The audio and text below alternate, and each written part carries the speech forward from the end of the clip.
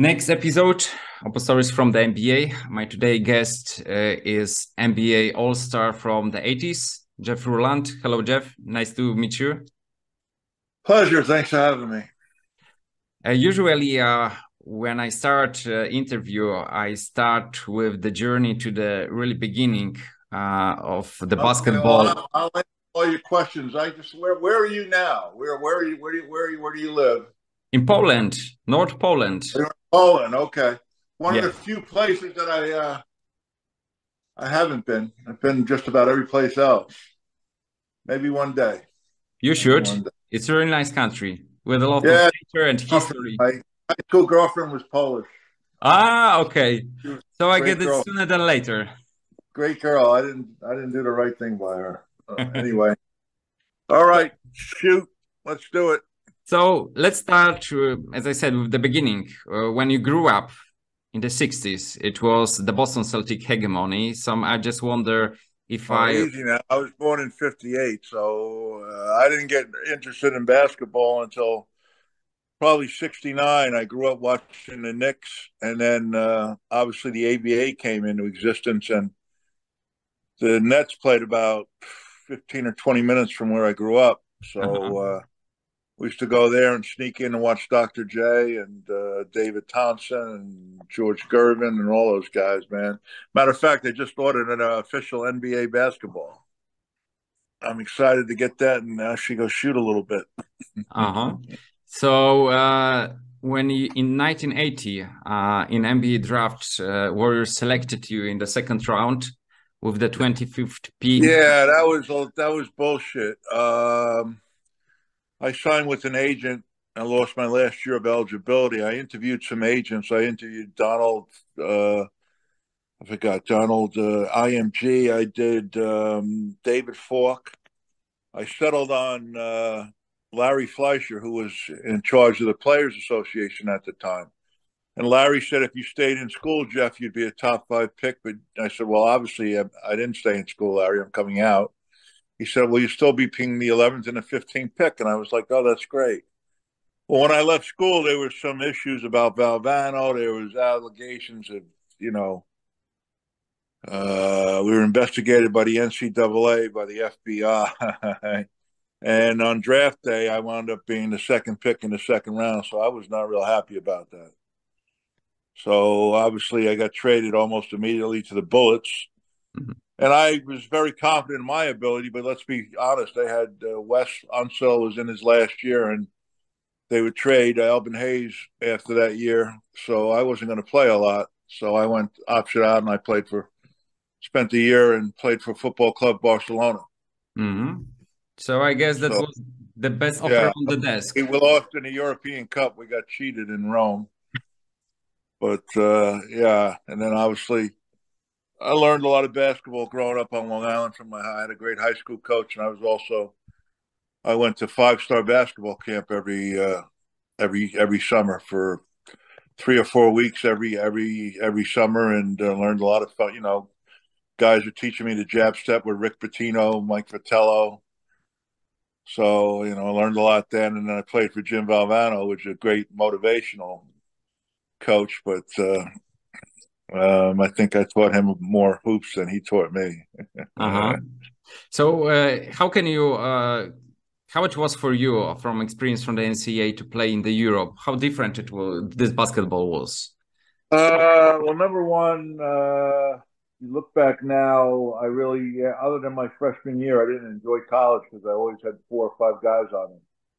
I mean, we didn't have the 3-point line, so every game I'd be guarded, triple, quadruple teamed. If you watch some of my games that are on YouTube now from the pros, even against the Celtics, I'm getting tripled and quadruple teamed. I'm getting triple teamed when playing against Moses. I'm getting triple teamed when I play the Lakers and playing Kareem. So, you know, I don't. There's not one guy that was born that could guard me, but I sound like I'm bragging a little bit. But if you watch the film, it's so.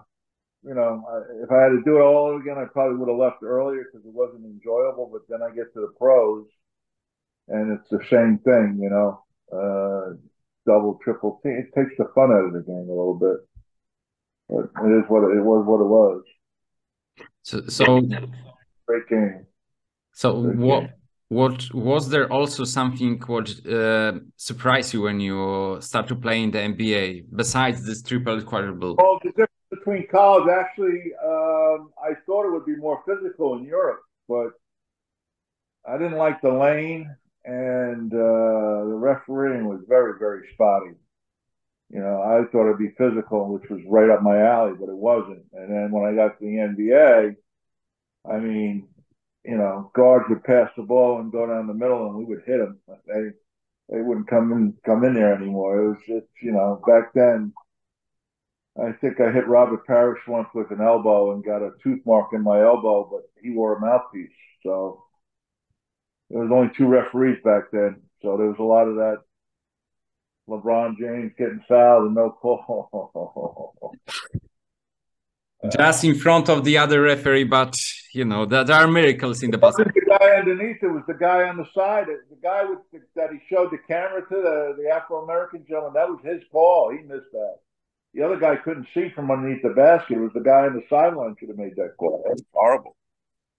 Yes, and when we are talking about your rookie season, it was really successful because you've got 14.4 points per game, 9.3 rebounds. You are all rookie team, but as you mentioned, first team should have been all rookie. Should have been sixth man of the year. They didn't have that award yet. I think they started it the year after, but I had a lot of fun because I was playing 28 minutes a game. I played every game that year. But even though I did foul out a few times, I didn't have to worry about, you know, hey, because every time I played, it was more about, you know, if I don't foul out, then you know I'm gonna help my team win. I don't get in foul trouble. It wasn't about who I was worried about who I was playing.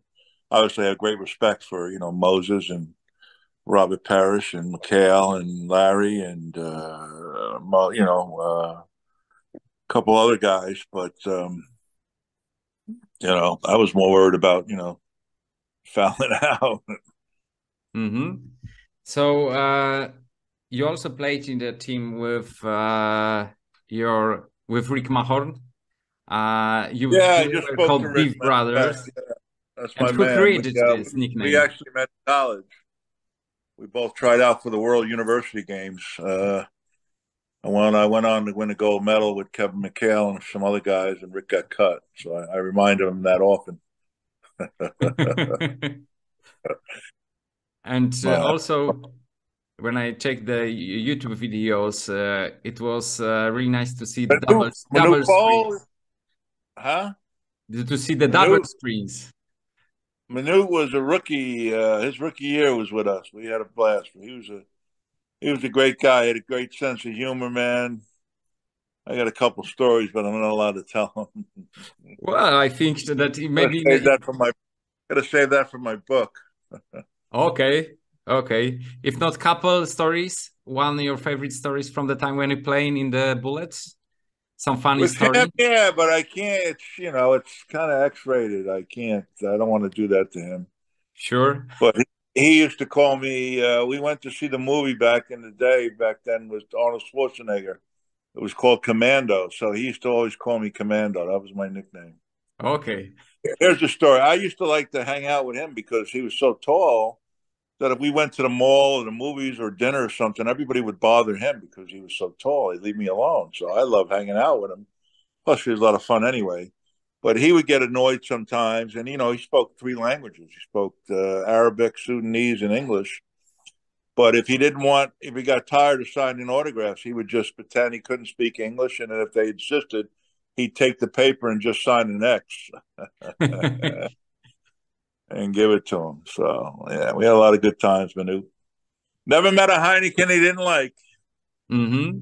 So you're a star in the 80s, and I'm just curious, of course, there was a big rivalry between Celtics and Lakers, but what about playing in the other teams? Because it was the beginning of the popularity. You had the Lakers, the Celtics, and the Sixers. And then there was everybody else. And every time we played those guys, we gave them great games. We probably beat them a couple times. I know we beat the Celtics up there a couple times. We beat them at home a couple times. We beat the Lakers at home. We beat the Sixers at home. But there's definitely they definitely got a lot of calls.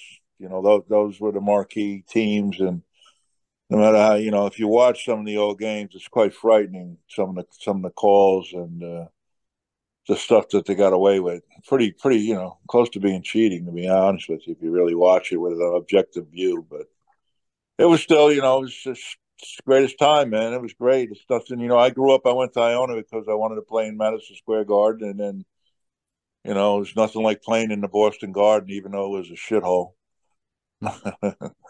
Half the floors were dead. There was rats and roaches in the locker room.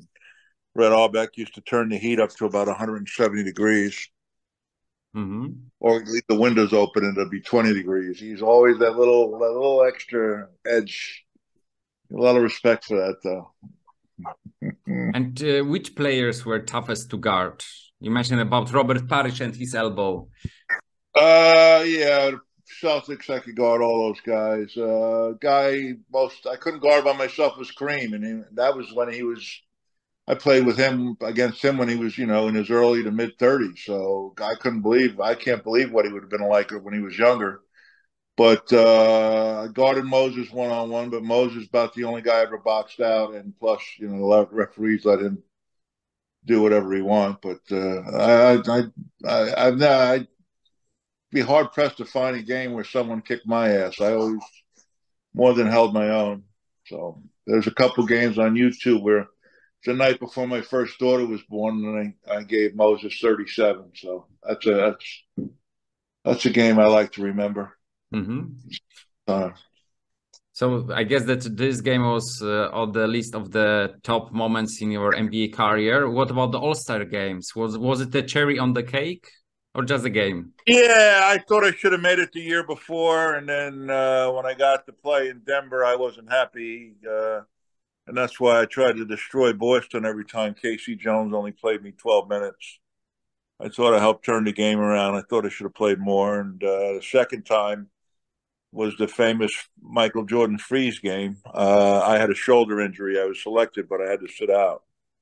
And then from there on in, I was hurt. So yeah, it was a great honor. I wear my one ring now. I gave my other ring to Dr. Richard Stedman, who did my microfracture surgery back in '93. I came back after 5 years and played in the NBA, and then I got run over by a luggage car. Yes, injuries destroyed your career because for sure you were one of the top centers in the 80s. And how difficult it was to retire earlier than it should be. Oh, I was 28 years old. I was just getting into my prime. So yeah, it was tough, but you got to put your big boy pants on. I went back to school and I got my degree. I did 70 credits in a year and a half, and I had a very nice coaching career. I would have liked to coach a lot more over the last 10 or 12 years, but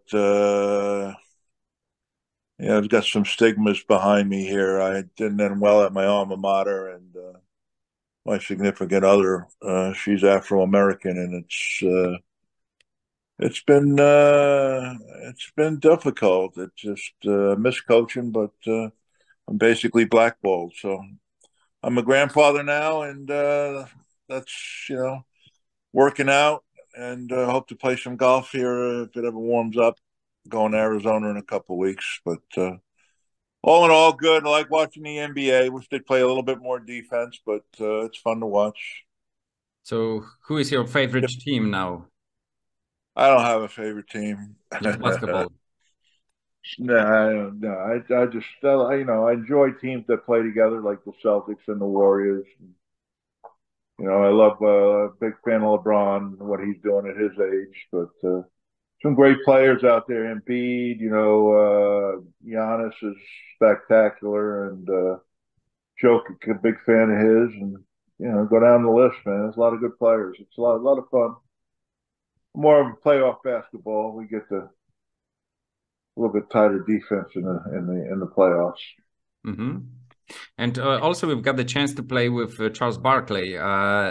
Before, play with a little fat ass a little bit, but if I hadn't gotten hurt the first time, I really think, in deep in my heart, we would have won a couple championships. but I only wound up playing 5 games and having to retire. So Mm-hmm. Charles, Charles was a great teammate, great guy, great fun guy to be with. Some funny stories, or they are also just dedicated to your book in the future? Ha ha ha! Well, Jesus, I used to play golf with Charles. He'd bet on anything. He'd bet if a squirrel would come out with 2 nuts or one out of the woods.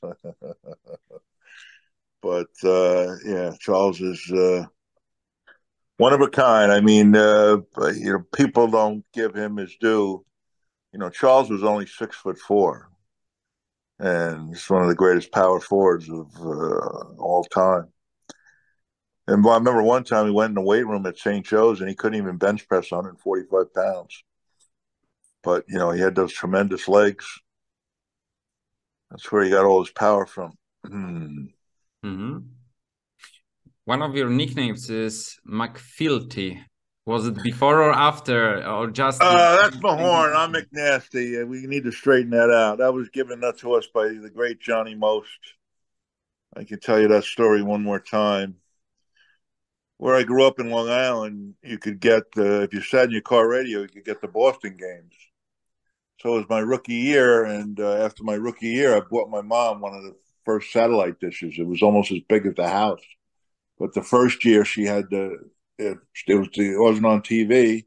She listened to the car radio, and she calls me up, and we're playing them in the playoffs. I think we beat them one there, 1-1, and they're coming back to whatever. And she just goes, Jeffrey, I've been around a long time, and I understand how the home team, they got to root for the home team, but this guy is fucking ridiculous. And I said, "Oh, you know what, Mom? I'm going to see him later today. I'll tell him that you said hello." He goes, "No, tell him he sucks." I said, "Okay, I'll tell him he sucks." So I'm warming up. Johnny's sitting over there. I go, "Mr. Most." He goes, "Yes, Mr. Ruland." I go, "Listen, I want to give you a message from my mom." She goes, she knows, about homers and things like that. And she can appreciate that, but she wants you to know you really suck. But he goes, "Oh, thank you very much." And when I talked to her after the game, I guess he started the radio broadcast by saying, "Mrs. Ruland, if you're listening to the game, please turn your radio off." So he handled it pretty good. You also mentioned about your coaching period. How do you enjoy this time when you were in the coaching staff? I enjoyed it a lot. I coached in the D League, coached in the pros as an assistant. I went to 4 NCAA tournaments, 3 Division one in Division two. Yeah, I had a great time. I miss it. Miss it a lot. And how different is what advice do you give to the other big men in the teams that you were coaching? Oh, we would do some basic drills that I grew up with. If you master those drills, you could score on anybody in the post. And with big guys, it's very important to do the repetition every day. You know what I mean? Repeat, repeat. So it becomes ingrained. And then once you don't have to think about it, you react. Basically, how the guy is guarding you, how he puts his body on you, is how you're going to beat him. If he plays you up on the high side, then you're going to seal him and drop step baseline. If he plays you on the baseline side, you're going to shade him to the middle and take him down and take a drop step and do a jump hook. Or if he's a shot blocker, you're going to go in the lane and give him an up and under. But, I was a student of the game, and I used to think about the game and who I was playing, what their strengths and weaknesses, and how I would, guard them and how they couldn't guard me. So, yeah, Well, it was a lot of fun. one of your offensive weapon was also hook shots. I had the regular hook, but I liked the jump hook, which I learned from Dave Cowan, excuse me. He used to shoot that and to get it over to Kareem back when Kareem, touched the top of the backboard. So it's a great shot. More big guys should use it because it's a quick shot, and if you're a really good post player, you're going to get doubled and triple teamed. It's a shot you can get off before that double or triple team comes. So you got to do it. You drain. We would drill it so guys would shoot a couple hundred with both hands. First thing they do, you walk on the court, you do the Mikan drill. Mm-hmm. I don't know if you're familiar with that. Then we would do some rib jumps, and then we basically put two balls on one outside the box, and you come back and forth. You make a move, you spin, you jump stop, ball fake, baseline. Yeah, whole thing I learned in high school, and I could score 20 points in my sleep. We talk about some of your teammates from the NBA times, and I'm just curious. Bunch of assholes. No, I'm only kidding. Who do you want me to talk about? Well, if you could create all-time Jeff Ruland teammates team, who would you pick? Teammates: Rick Mahorn, Greg Ballard, Ricky Sobers, Frank Johnson, Joe Kapicki. There you go. Carlos Terry, God rest his soul. Yeah, those are my guys, man. Those are my guys. I played with Gus Williams, who was a great guy. I didn't like playing with Gus because he didn't shoot a high percentage. He liked to chuck a lot of outside shots. I wasn't a big fan of that. I'm not a big fan. I don't think you're a great player. If you can't shoot 50%, you're not really a great player in my book. So, even Kobe shot 46%. Sure, Jeff. It was my last question. So thank you very much for the conversation. To come back to the 80s, to the league, to make some information from your career. Too short career, but I hope that you enjoyed this and the fans in Poland also as well. My pleasure. Yeah, I hope to see you one day. You never know. If you get to the States, let me know. Yes, I spend most of my time in the summer anyway. I'm down here in Brigantine, New Jersey, which is right next to Atlantic City. A couple hours from New York and about an hour from Philadelphia. Beautiful place. Really nice to hear it. And also, if you got the chance to be in Poland, let me know. I will do that, my friend. Okay. Right. Thank you very much. Have a nice afternoon. Goodbye. Be good. Bye-bye.